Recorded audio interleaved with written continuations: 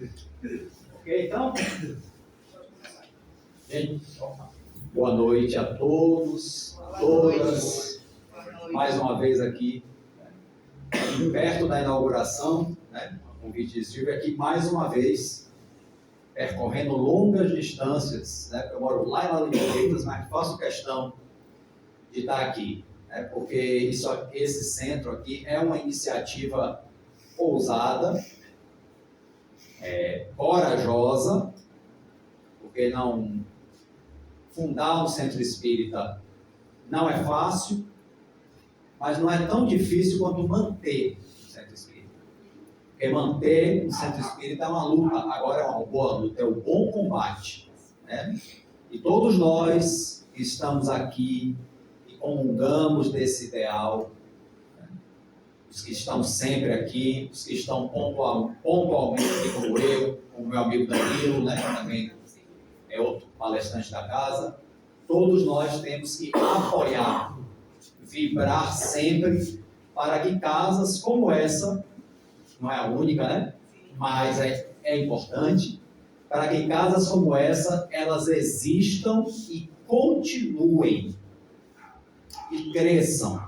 Eu não falo crescer necessariamente fisicamente não, mas cresça naquilo de melhor que ela possa oferecer, que é o que todos nós necessitamos, é o amparo espiritual. O amparo material é importante, é necessário? É. Só que a matéria morre com o corpo.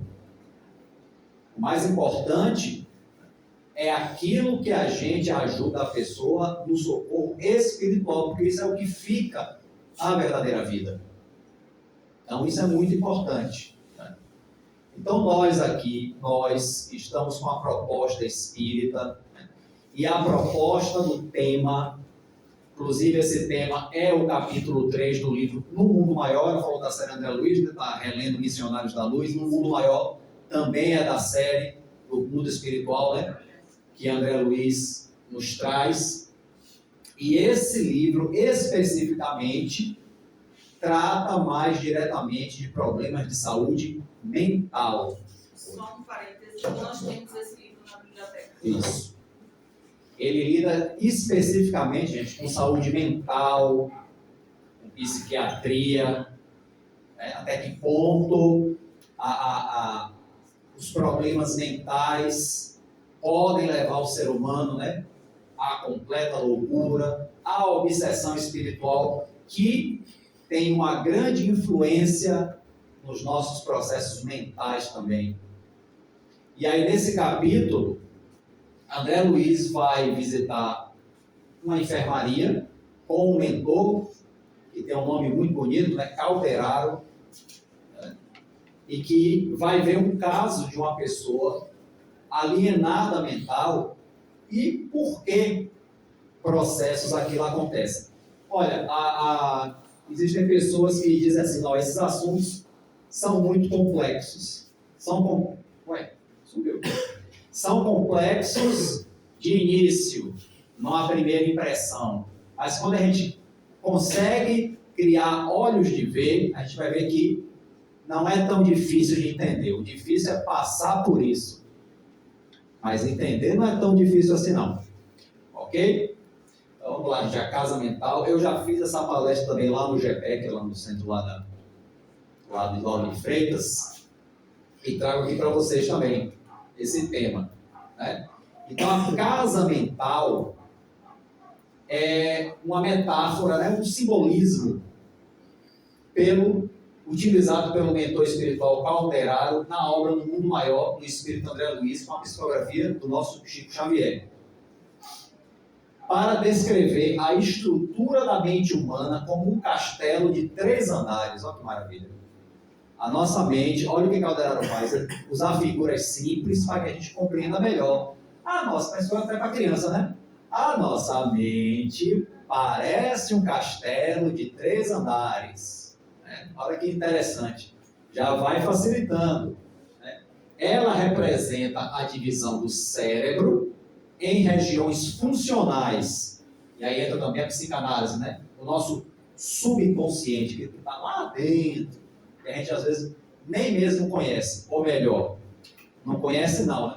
Não conhece do ponto de vista da psicanálise, mas do ponto de vista da realidade espiritual, a gente não lembra. Olha a diferença, a gente não lembra do ponto de vista espiritual, mas do ponto de vista da psicanálise, a gente não conhece nessa vida, porque tem coisas que nos incomodam e que a gente não sabe explicar. E aí a psicanálise dá uma série de explicações, né? Trauma que teve, ter no ventre materno, começa, né? E recalque, né? Histeria e tudo mais. Ok, então assim, subconsciente, onde está o nosso passado e nossos instintos. O que emerge do subconsciente, normalmente, emerge de forma automática, são os automatismos, por isso que eu usei a palavra instinto. O consciente é isso aqui, estou aqui agora. No consciente, quem é que habita? A razão, a racionalidade. É o que a gente está aqui agora, consciente, né? A não ser que esteja alguém viajando em outro planeta, mas está todo mundo consciente. Então, onde está a razão. E o superconsciente, que é onde está o futuro, as idealizações, o vir a ser, né? Ideais superiores. Nem sempre, né?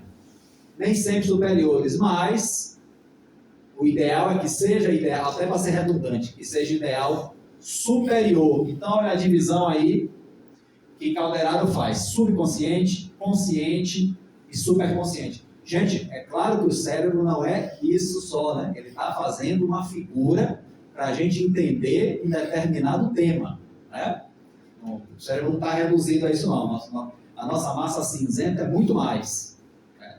Tem regiões que ainda a ciência nem compreende.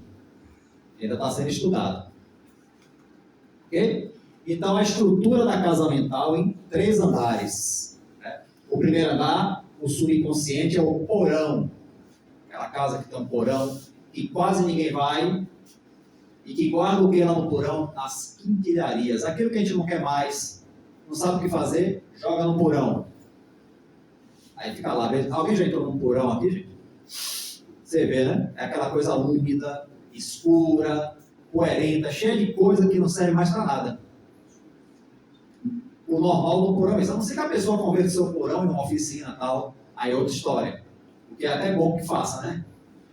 Mas assim, o subconsciente é o porão, residência dos impulsos automáticos, hábitos, automatismo e o arquivo de experiências passadas, incluindo reencarnações anteriores. Então, muita vivência nossa do passado, que a gente não lembra no consciente, eclodem de forma em automatismos, em hábitos, vícios, mas virtudes também. Tem gente que já tem, até na parte das virtudes, uma bondade natural. Desde criança, tem menino bonzinho, e aquele outro lá que peste. Você já viu a diferença? Isso aí é do jeito nordestino de falar, né? Peste esse menino, né? Por que menino só? A menina também, viu? A menina também. É claro. A pessoa, não, é melhor ter filha é mais tranquilo. Mentira, porque eu tenho menino e menina. Eu tenho os dois, é a mesma coisa. O homem não, já está homem hoje, é adulto, né? Mas a adolescente, desculpa, a adolescente, ainda, né? É a mesma coisa, menino e menina. Com algumas diferenças, claro. Mas é a mesma coisa. Opa, eu não bateu a mão aí. Não, desculpa não, mas aí não faço não. Faço não, porque depois você pode render um brau. Né? Eu espero ter meio de um brau. Aí você vai para a igreja e tinha meio do inferno. Coisa assim, demônios, né? O fogo. Imagina, a gente ficar fritando pela eternidade. Como se fosse um hambúrguer numa chapa. Ou a carne numa grelha. Absurdo. A ideia de um Deus miserável. Tem o menor sentido isso hoje, que a gente sabe o que é a justiça de Deus, o que é Deus.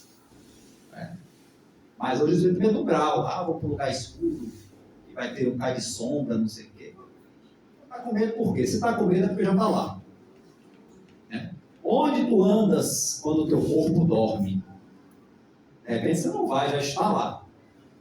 A gente tem que rever esses medos que nós temos, né? Porque muitas vezes o medo, ele já demonstra que a gente já está na situação, né? Que a gente vai estar. Então, a gente tem que rever isso aí. Mas isso, como se diz, é de cada um, né? Como ela diz, a gente não está aqui para resolver a vida de ninguém, porque os meus medos, as minhas questões são umas, e as de vocês são completamente diferentes. Podem ter algumas parecidas, porque estamos, né, no nível evolutivo parecido aqui nesse planeta, mas nunca são iguais, totalmente iguais. A forma como nós lidamos até com os problemas é diferente. A gente pode passar por uma mesma questão, né? Eu posso ser torturado, amarrado na cadeira e torturado por horas, né? Outra pessoa pode passar pelo mesmo processo, só que cada um vai traduzir isso de uma forma diferente. Um pode ficar totalmente traumatizado, nunca mais voltar a viver, enlouquecer. O outro não, o outro pode superar, ter uma lembrança amarga, mas ir em frente. Então vai de cada um. Aí, o que é que tem em comum nos dois? É que foi sofrido. O sofrimento foi igual. Mas a forma como lidou com o sofrimento, aí já vai de cada um. Um ou outro pode querer se vingar, pegar o torturador, fazer a mesma coisa, o outro pode perdoar. E por aí vai. Então é o primeiro andar dos automatismos. Já viu aquele pobre que não se conforma de ser pobre? Por que eu não nasci rico? Uma pessoa é revoltada mesmo. Eu nasci num lugar desse, isso não tem nada a ver comigo. Pois é, o tempo dos palácios, né? Passou. Minha querida duquesa, marquesa, né? Meu querido nobre desocupado, porque a nobreza era um bando desocupado, viu, gente? Nada. Vamos falar a verdade, tinham nada para fazer. Eu tenho essa série aí da Netflix, Bridgerton, maravilhosa. É lindo, é engraçado, mas os nobres não têm o que fazer. A maioria, a não ser o Visconde, né, que é o protagonista, que pelo menos cuida dos negócios da família, vê aqueles papéis. Mas quando ele teve que viajar, ele largou na mão do irmãos, farrista, ele ficou maluco com aquela parada toda, porque ele não sabia trabalhar. Ele só sabia ir pro bar, ir pro bordel, né? Não ia casar nunca e tudo mais, mas acabou vendo uma chinesinha ali, se encantou, né? Mas ali você não sabia fazer nada. E não é porque ele é mau caráter. É de bom caráter, mas o nobre não tem o que fazer. Então tem essa questão toda. E muitas vezes um nobre desse, quando encarna aqui numa comunidade dessa, aí é um choque muito grande. Vou fazendo aqui, eu vou sair daqui de qualquer jeito. Que tem ambição é bom, mas quando a ambição é desmedida e fora do senso da ética, a pessoa sobe através de caminhos criminosos. Esse é o problema. Porque, gente, é o seguinte, não existe destino fechado. Determinismo, nós sempre estamos entre o determinismo e o livre-arbítrio, né? No aprendizado espírita. Não existe determinismo fechado. Até o dia da morte está marcado, mas pode mudar. A depender da situação, da circunstância, das suas atitudes. Não existe. Agora, se a pessoa veio e aceitou vivenciar uma experiência reencarnatória na pobreza, do começo ao fim, ela vai viver, a não ser que ela parta para a corrupção. Isso é uma resposta que está no livro dos Espíritos. A não ser que, se o sujeito veio para essa experiência e sai dela, fica rico, através da velhacaria, que é uma linguagem que eles usam antigamente. Velhacaria é safadeza, é corrupção. Então, a questão é essa. Então, procurar ter sempre o melhor não é errado, mas olha a forma. E muitas vezes, essa procura ela é legítima, mas ela tem que estar associada também à resignação de não conseguir, porque é uma experiência que você concordou. E que às vezes até pediu. Aí quando encarna, esquece e se revolta. A família também. Vamos reencarnar 2 irmãos, adversários, como irmãos, para a gente reatar. Aí reencarna 2 irmãos, só faltam se matar dentro de casa, eles até se matam. Por isso que a gente vê assim, tantas coisas absurdas dentro da família, as pessoas sem orientação espiritual, faz que absurdo, como é que o irmão matou o outro? Para mim é um absurdo, eu tenho minhas diferenças com a minha irmã, mas não imaginei matar a minha irmã. Diz o desaforo, ela me diz outro desaforo, né? Que já está demais, que já está de bom tamanho. Mas se matar, né? Aí você vê irmão se matando, aí já se choca. E por que a gente se choca? Porque a gente já superou esse patamar, graças a Deus e aos nossos esforços. Já superamos esse patamar no passado. E para a gente é inconcebível fazer uma coisa dessa. A gente não é perfeito, a gente pode cometer muitos erros, mas não desse tamanho. Porque já progredimos nesse aspecto. Então você vê, já progredimos. Tem coisas que por mais que a gente seja um espírito ainda com dificuldade, com maus pensamentos, maus sentimentos, tem coisas que a gente acha inconcebível de fazer. Né? Alguém aqui, por exemplo, tem coragem de chutar um cachorro no meio da rua? É inconcebível. Tem gente que não tem, a gente vai que é normal. É normal. Eu estava falando até minha mãe não gosta de bicho, nunca quis que a gente tivesse cachorro, minha mãe não gosta mesmo de chegar junto de bicho, mas maltratar ela é incapaz. É como se determinados instintos e determinados hábitos já não estivessem mais no nosso porão. Exatamente, já foi retirado do porão. Eu disse essa vez para minha mãe, porque uma vez lá maltrataram um cachorro lá na rua, e ela brigou. Não, mas você gosta de cachorro? Não gosto para criar, mas maltratar não. Né? Então já tem um progresso.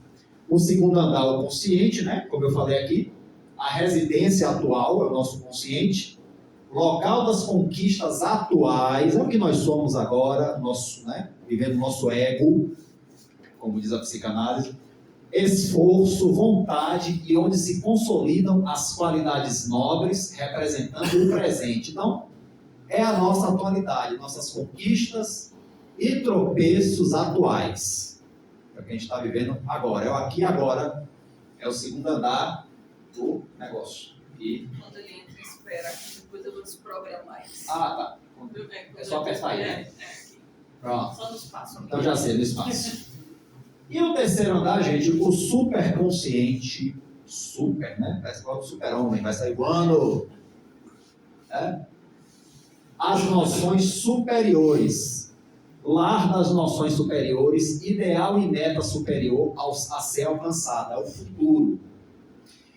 E quando a gente fala assim, esse ideal, muitas vezes é até de uma forma, ainda que primitiva, os seres humanos primitivos já têm instintivamente uma noção da divindade em todas as civilizações.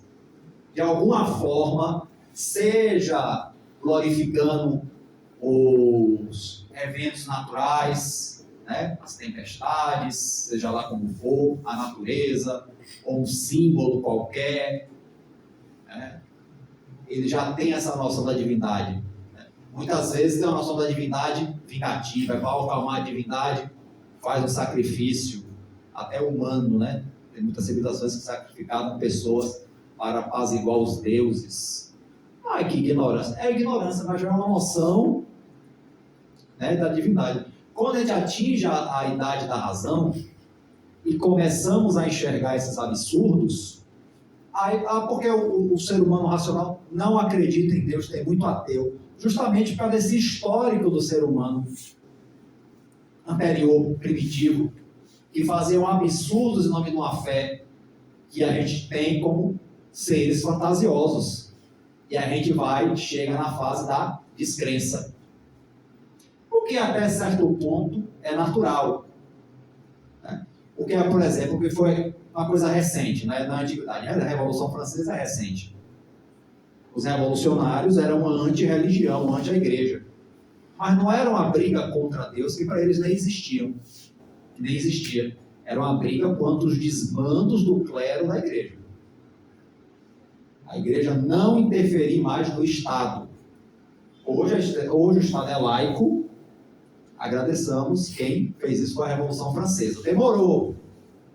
Mas hoje o Estado é laico porque é uma religião, uma forma de crer, não pode interferir nos destinos de uma nação. A não ser o amor e a fraternidade. Se aí uma religião ensina amor e fraternidade, isso pode. Mas não dogmas de uma religião. Você vê que tem países islâmicos que não tem Constituição, segue o Alcorão. Né?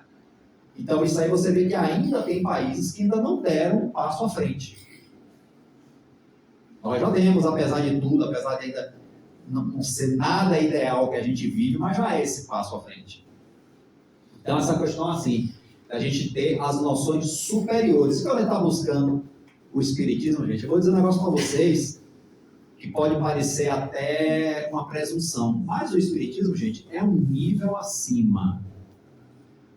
E isso um amigo meu, que me recebeu, né, no Centro Espírita uma vez, que eu estava começando, eu fiz o primeiro curso de mediunidade com ele, né, eu ainda encontrei com ele ontem, e ele disse que quando ele tinha 13 anos e estava a seguir o Espiritismo, ele estava na escola religiosa, e o Frei, que era professor, chegou para ele e falou: eu soube que você vai seguir Espiritismo, é? Aí ele ficou com medo do Frei. O Frei religioso falou para ele: ó, Espiritismo é um nível acima. Eu conheço, eu sou teólogo, eu estudo todas as religiões. Você está preparado? O Espiritismo é um nível acima. Ele é o Frei. Agora, é um nível acima, não é para a gente querer ser melhor do que os outros. Muito pelo contrário, é para sermos melhores para os outros.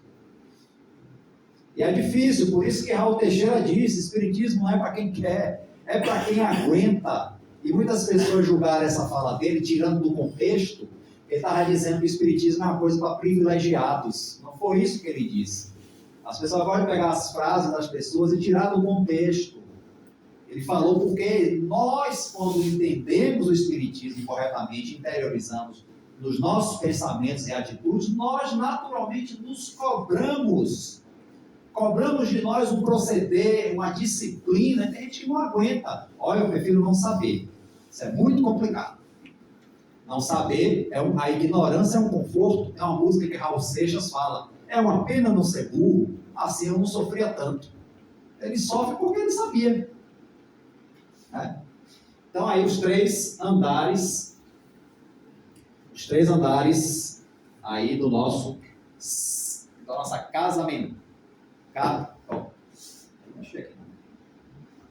Os três andares da nossa casa mental, que no corpo físico se manifesta no cérebro. Né? Acho que você já tinha passado. Peraí. Voltando. Ah, tá. Estava aí. Agora vamos para cá. Não. Agora. Casa mental. Pronto. O conceito-chave sobre casa mental. A mente é uma casa viva. Viva e dinâmica. É um ambiente que deve ser limpo e organizado através de pensamentos e sentimentos, sendo a oração e a vigilância essenciais para manter a saúde mental. Do mesmo jeito que a nossa casa precisa de limpeza, o nosso corpo precisa de asseio, a nossa mente também. Precisa passar pano, né? Lavar. E como é que você faz isso? Pensamentos nobres, oração, vigilância. Vigia, viu? Adoro isso. Uma colega evangélica, tudo que a gente falava, coisa... e vigia, viu? Tá certo. Isso tá certo. Aí quando eu dizia que era espírita, ela dizia o quê? Repreendido. A figura. Criação própria. A criatura habita o mundo que cria com os pensamentos que cultiva. Então nós construímos o mundo que a gente vive. Na nossa mente. O que é o mundo que a gente vive, o mundo externo, senão a exteriorização dos pensamentos das pessoas? Tudo que foi construído aqui essa estrutura aqui, antes estava na cabeça ali, da nossa amiga Silvia. Tudo primeiro é pensado. Então, temos criação. E quando estamos desencarnados, então, Maria, aí que a mente... porque eu estou num grau, estou vendo muita coisa é da mente do espírito. Ele está tão perturbado que ele cria formas, pensamentos que o assombram, ele pensa que é outra coisa. E não é. Que mais ninguém vê, só ele. Vai pensar, tem um monte de aranha subindo em mim. Tem aranha, ele está criando.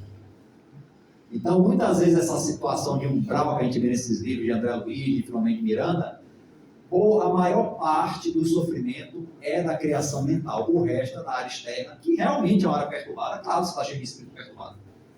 Quer que seja bonito, gramado bonito, igual na novela A Viagem, aquele gramado. E aquele umbral do Alexandre é muito bonzinho, né? Olha o umbralzinho bom. Se fosse daquele jeito, estava bom, né? Bom, saúde mental, que é um tema que hoje mais se fala. Porque antes não falava com essa frequência? Não. Hoje saúde mental é um tema muito debatido.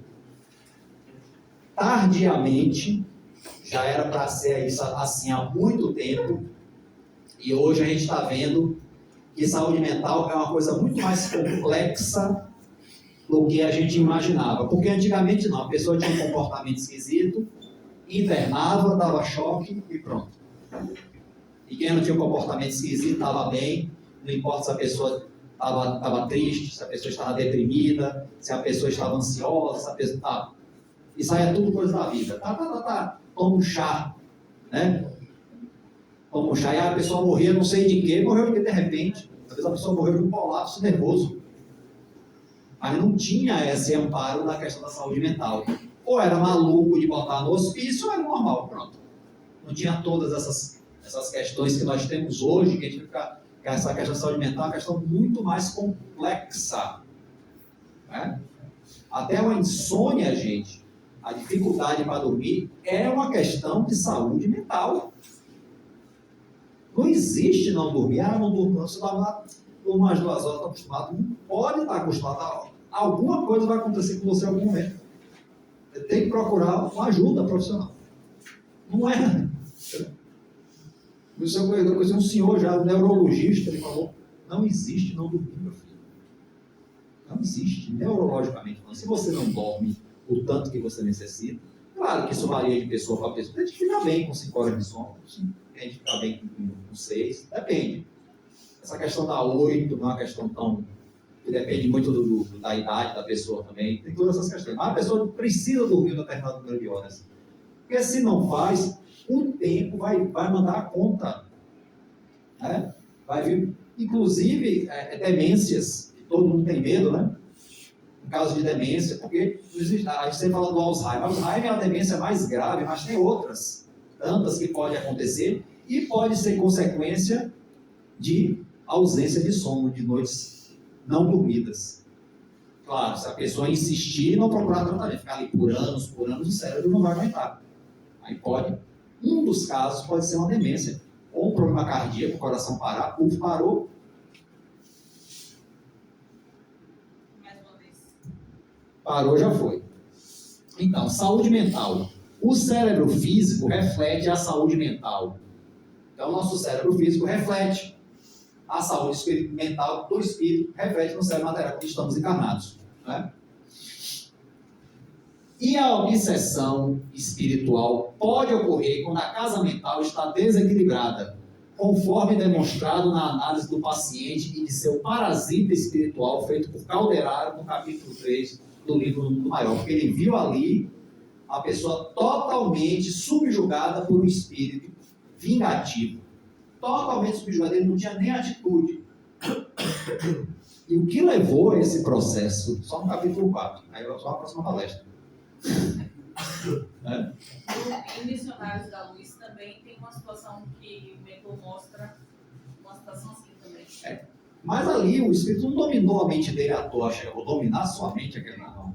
A mente estava arrumada para isso mesmo, ou melhor, desarrumada. Quando uma casa está abandonada, o que é que acontece? Invadem. É a mesma coisa a nossa mente. E quando a gente tem ligações, quando a gente, falando uma linguagem, né? Deve, aí o cobrador entra. Ah, miserável, é agora que tu me paga. Agora que tu me paga. E é o caso aqui.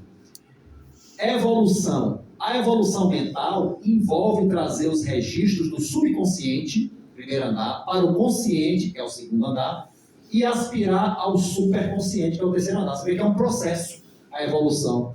É a gente pegar a nossa bagagem da nossa jornada enquanto espírito, trazer e transformar isso em ferramentas de crescimento no consciente para buscar um futuro melhor. Veja que em muitos casos, quando os espíritos estão presos a determinadas situações, trabalho meio de desobsessão mesmo, a gente tem que recuar a memória dele. Para ele ver e tomar um choque. Aí, tá vendo por isso que você sofre? É por isso. Ele estava esquecido ali. Então, voltar ao passado, tomar um choque para ele se restabelecer no presente.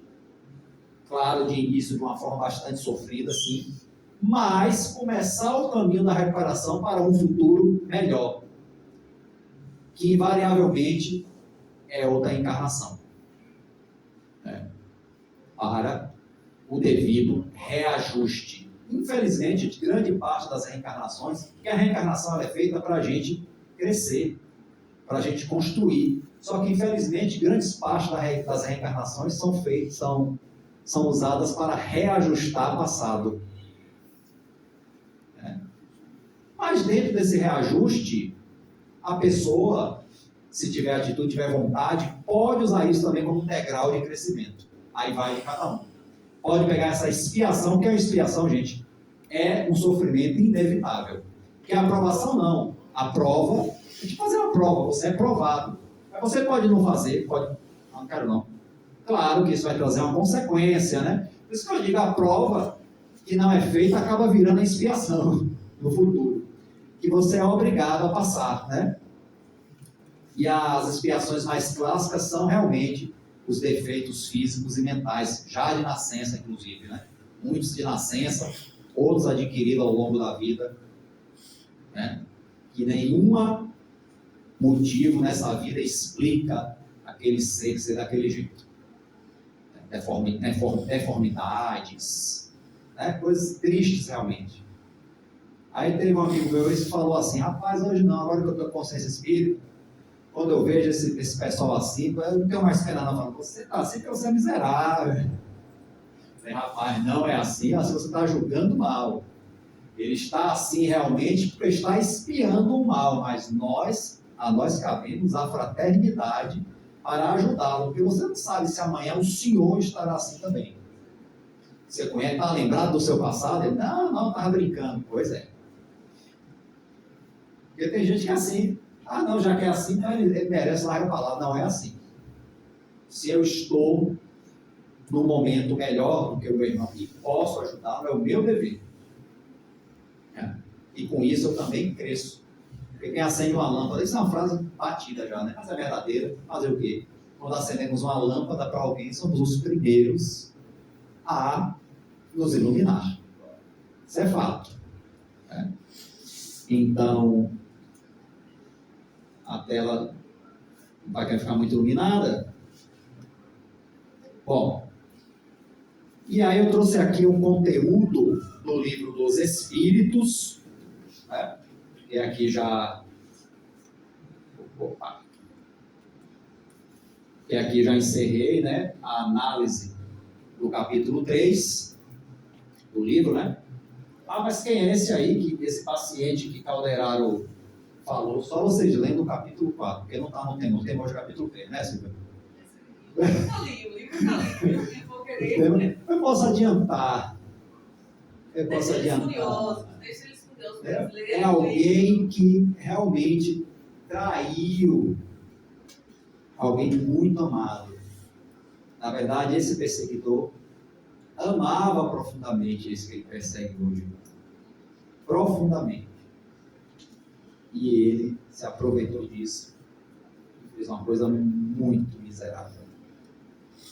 E aí o amor se tornou ódio, como diz Chico Xavier. O ódio é o amor que adoeceu gravemente. E realmente é uma situação muito triste. Pronto, só adianta esse lado. Tá bom? Só um spoiler. Spoiler, né? Bom, o Livro dos Espíritos, gente, é a nossa obra que inaugura a doutrina espírita. Né? E aí no livro 2, né? No capítulo 9, se fala da penetração de nosso pensamento pelos espíritos. Né? Tem muita gente que quando conhece isso aí fica com medo. Ai, tem espírito vendo o que eu estou pensando. Pois é, então cuidado com o que pensa. Né? Eu vi um vídeo ontem do Amigos da Luz, que eles fazem um humor espírita, né? E que o cara é médio, né? O garçom é médio, né? Aí o mentor fala, rapaz, liga para ela. Ele, para de ler meu pensamento, eu vou lhe processar. Isso é invasão de privacidade. Aí depois vai e liga para a mãe, né? Liga para ela que você quer. Mas não tem valor, esses filhos ficam invadindo nossa privacidade. Né? Mas eles invadem, gente. Na verdade, eles não invadem, né? Eles nos amparam. Porque quando a gente não quer, quem mais respeita são os espíritos superiores. Mas os espíritos perturbadores, não. Se você der brecha, mas você dizer, não quero, saia daqui em nome de Jesus. Isso não adianta. Essa fórmula aí já foi provada a ineficácia. Eu já vi trabalho médico que sempre espírita alguém usar isso. Aí você vai sair porque Jesus quer. Vamos devagar. Né? Fórmulas prontas. Quando é que foi que Jesus chegou para um ser dito endemoniado, como fala assim, mas na verdade obsediado, e diga, saia porque eu quero? Não mais. Muitas vezes ele nem falava, ele só chegava, a irradiação dele já ia embora. Ninguém aguentava, não. Os outros confrontavam ele, igual o Legião, no título. Legião. Na verdade, o que ele estava querendo dizer esse espírito? Ele tinha ele e uma galera ali, era uma legião. Eu me chamo Legião. Para intimidar Jesus, imagine, que ousadia. Mas é isso, então, varia muito. O que são os espíritos? Somos nós, gente, são pessoas desencarnadas, pessoas diferentes, com cabeças diferentes. Por isso que diz assim, ninguém aqui é proprietário de espírito. Eu tenho uma mediunidade ostensiva. A gente vai lá amanhã, a minha mãe desencarnou, vai lá amanhã que eu vou incorporar a sua mãe, você vai falar com ela. Isso é mentira. Isso é uso desonesto da mediunidade. Que a sua mãe não está à disposição do meu chamado nem do seu. Ela é uma pessoa com livre vontade. Por isso que não existe mediunidade, gente. Não é uma coisa que o médium quer. Porque sem espírito não tem mediunidade. E se não tem espírito, o que você vai fazer? Mistificar, enganar. É o que muitos médiuns acabam fazendo. Sabe como? Tem escrito ali no mural para depois, quem quiser olhar. Aqui não fazemos consultas, não fazemos milagres, não fazemos promessas. Tem toda uma listinha ali. Porque quem vem buscando essas coisas aqui não é o lugar. Você pode chegar aqui, poxa, eu queria tanto ter contato com meu pai. Você chega, ora por ele. E se for da vontade de Deus, se for realmente, ele se manifesta. Sim. A gente já recebeu aqui a psicografia de um pai, exatamente. E que eu nem esperava que eu ia fazer a psicografia de Ana Maria. Logo depois veio desse pai. Isso. E eu fiz a entrega. Fátima está ali. Tinha coisas na psicografia que era entre ela e ele que eu não tinha como saber, graças a Deus. Exatamente. Né? Mas ela nunca me pediu diretamente. Ela conversou com a espiritualidade. Isso. E a espiritualidade conduziu para aquela comunicação acontecer. Mas eu não fiz promessa nenhuma a ela de que esse pai se comunicaria, nem de como seria. Nunca pedi nome de parente de ninguém aqui para dizer, não, uma hora a psicografia vai chegar. Não, fica esperando, daqui a pouco chega. Vai chegar a sua vez, está na fila. Seu pai está na fila. Nunca fiz isso com ninguém aqui, viu? Se alguém ouviu isso, não foi de mim. Seu pai está no 11º lugar da fila, calma. Depois de 10 é ele. Né? Aqui não. Porque, assim, a pessoa é proibida evocar? Não. Você pode evocar em sua oração. A evocação precisa ser, venha fulano de tal, se manifesta, que não precisa isso. Quando Kardec fazia, mas Kardec fez o livro dos médicos, porque ele estava ali construindo a doutrina espírita e ele estava realmente interrogando os espíritos sobre a realidade espiritual. Quando é um trabalho de estudos como esse, muitos ainda evocam. Vamos evocar o mentor da casa, fulano de tal. O nome da mentora? Ana Maria, por favor, se manifeste. Precisamos de instruções. Mas ainda pode acontecer, ela não se manifestar, ela pode se manifestar outro. Entendeu? Aí não é demais você fazer esse tipo de provocação para fins úteis. diz tudo. Agora é evocar porque está com saudade. Muitas vezes você nem sabe o seu espírito querido, pai, mãe, que situação está lá no mundo espiritual e se manifesta aqui, traumatiza mais do que mata a saudade, do que, Ricardo, e tem esquentar o coração. Tem uma outra questão que é importante ressaltar, que às vezes a gente quer muita comunicação de um ente querido, mas a gente quer receber a comunicação do ente querido como a gente o conheceu, que a gente lembra dele. Mas às vezes ele já tem lembranças de outras existências, ele já tem conhecimentos que ele não tinha aqui. Então, não necessariamente a comunicação vai ser exatamente aquilo que a gente idealizou e que a gente esperava.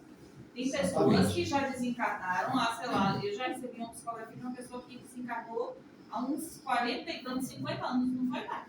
E ela veio com muito amor, com muito carinho, se identificou, mas obviamente ela tinha adquirido conhecimentos lá no plano espiritual, que ela antes não tinha aqui.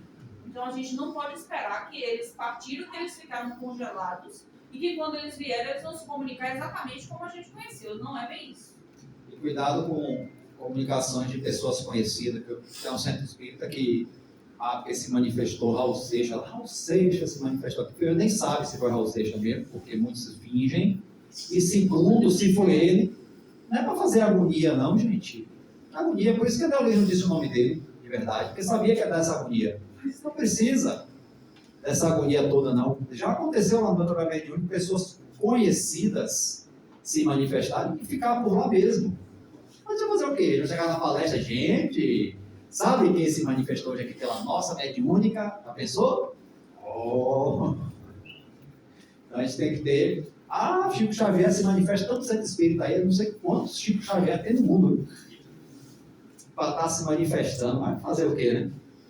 Bom, então, na questão 456, a pergunta de Kardec é o seguinte: os espíritos veem tudo que nós fazemos? É o que a gente está preocupado, né?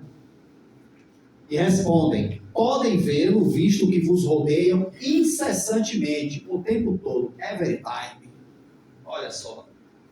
Todavia, cada um não vê senão as coisas sobre as quais dirige a sua atenção, porque com aqueles que lhes são indiferentes, eles não se preocupam. Então, eles veem também aquilo que interessa para eles. Apareceu a gente daquele filme, o pensamento. Não, o seu pensamento não interessa para ele. Não. Tudo que é do interesse dele. Você vê, muitas vezes o espírito tem dois espíritos no ambiente, um não vê o outro, uma falta de interesse. Né? Vamos ver como é que são as coisas. Aí na 457, Kardec pergunta: os espíritos podem conhecer nossos mais secretos pensamentos? Aí o bicho pega. Lá na nuvem, né? Tem a nuvem na internet? Na nuvem, eles conhecem aquilo que, meu Deus, se descobrirem isso de mim, mas os espíritos sabem. O que eu fiz naquele carnaval em 2013, os espíritos têm. Ninguém sabe. Foi lá em Olinda, ninguém aqui sabe. Não é? A resposta: frequentemente eles conhecem aquilo que quereis ocultar de vós mesmos. Nem atos, nem pensamentos podem ser dissimulados. Então eles veem, gente, a gente não pode esconder. Quando eles querem ver, não dá para esconder. A não ser que sejamos uma pessoa muito disciplinada e que realmente a nossa mente não tenha acesso a espíritos, né, curiosos, né, espíritos perturbados, coisas assim. Né? Mas, normalmente, nossos pensamentos, sim, frequentemente, tem coisas que não dá para esconder. Então, uma pessoa matou outra há 30 anos atrás, nunca foi descoberto. Ninguém sabe, eles sabem. E a pressão está ali na mente. Com o tempo vem um peso na consciência. Com o tempo, sabe, as coisas vão chegando. A pressão chega. A pressão chega. Tem a ver com o capítulo 4. Cadê outro spoiler? Tem a ver com o capítulo 4. Né? E aí, pulando para 459, essa resposta é uma maravilha. O pessoal fala assim: pelo amor de Deus, eu sou uma marionete. Os espíritos influem sobre os nossos pensamentos e nossas ações? Olha a resposta. A respeito de sua influência, a esse respeito, a sua influência é maior do que credes, porque frequentemente são eles que vos dirigem. Então, gente, nós somos marionetes na mão dos espíritos, a gente não tem vontade própria. Olha, isso aí, quem lê a primeira vez, toma esse choque. Mas nós já sabemos, eles nos dirigem quando nós nos afinizamos. E, gente, entenda-se, nos dirigem para o bem. E quando nós nos afinizamos com os mentores, eles nos dirigem para as boas ações. Olha, vai ali, tem um trabalho a fazer, vai ali. Ó, sem com isso tirar o nosso livre-arbítrio. A gente pode dar no bolão. Entendeu? Mas, com certeza, é bom, inclusive, não ficar pensando muito nisso, não, senão a gente doida. É bom a gente viver a nossa vida. Porque tem uma pergunta assim, aí tem essa pergunta aqui, ó. 461. Como distinguir os pensamentos que nos são próprios daqueles que nos são sugeridos, quer dizer, que vem deles, dos desencarnados? Resposta. Quando um pensamento é sugerido, é como uma voz que vos fala. Os pensamentos próprios são, em geral, aqueles do primeiro momento. Mas quando foi esse primeiro momento? Ninguém lembra. Né? De resto, não há um grande interesse para vós nessa distinção. E é frequentemente útil não saberes. Por quê? Porque não te dói, né? Eu que estou pensando ou o espírito que está me sugerindo? Então você vai ficar doido. Né? É o espírito que dói, sabe? O espiritismo, gente, ele tem que ser bem compreendido. Como qualquer conhecimento nessa vida, o espiritismo tem que ser bem compreendido. Quando a gente não compreende bem o espiritismo e adapta ele às nossas conveniências mesquinhas, a coisa não dá certo. Ah, a pessoa caiu, a culpa foi do espiritismo. A culpa foi da má interpretação e da adaptação às conveniências próprias. Cuidado com isso. A doutrina não tem nada a ver com isso. Então, como não tem nada a ver quando a tela fecha, isso é coisa do computador. Né? Bom, então, o homem age mais livremente e se ele se decide pelo bem, o faz mais voluntariamente, se toma um mau caminho, não tem nisso senão mais responsabilidade. Então, mesmo que seja uma sugestão, a gente segue ou não, tanto fazer o bem, quanto seguir o mau caminho, como ele responde aqui no final. Então, é a questão da sintonia e da sua decisão também. Né? Quantas vezes eu fui provado na semana passada de uma forma assim, para dar uma resposta daquelas, sabe?